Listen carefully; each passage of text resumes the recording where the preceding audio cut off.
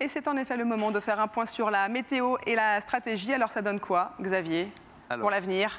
Alors, qu'est-ce que ça donne pour l'avenir? Si on prend une carte situation actuelle, assez dézoomée, assez large, où on voit vraiment toute la flotte, on a ici le poteau noir, on a ici l'équateur, la ligne d'équateur, que presque tous les bateaux ont passé maintenant.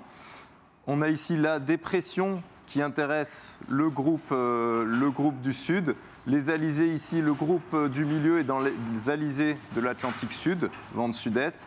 Le groupe de tête est dans des vents de nord dans la dépression, ici. Et cette dépression, elle va se déplacer, il va falloir l'accompagner. En quittant l'équateur, on s'éloigne des chaleurs. En gagnant dans le sud, on s'éloigne des chaleurs. Il y a beaucoup de skippers qui se sont plaints d'avoir vraiment très chaud depuis plusieurs jours. Le groupe du milieu a encore chaud. Là, ils sont proches de l'équateur. Le groupe du sud commence à avoir des températures plus agréables. Si on regarde ensuite une carte un petit peu plus zoomée sur la dépression et le groupe, uniquement le groupe des bateaux de tête. Donc là, on a une dépression ici, son centre est ici. Et elle est accompagnée d'un front ici. Voilà, cette dépression, elle va se déplacer vers le sud-est progressivement. Elle va accompagner le groupe des skippers qui avance aussi vers le sud-est, vers le cap de Bonne-Espérance. Et ici, tout l'enjeu, ça va être de ne pas tomber dans cette zone ici bleue où il n'y a pas de vent, de réussir à rester en avant du front, donc dans l'est de la dépression. Voilà, ce que normalement le groupe de tête va pouvoir faire, on va voir. Voilà. Et effectivement, puisqu'on parle de conditions et de vitesse, on va entendre notamment Sam Goodchild, le skipper sur Vulnérable, qui pointe à la 4e position. Et il le confirme, hein, ça a pu aller très vite, mais ça peut aussi changer. Écoutez.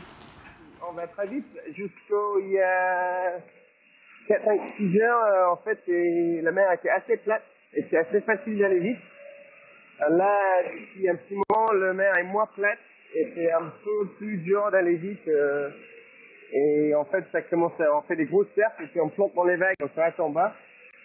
Et voilà, c'est pas hyper agréable.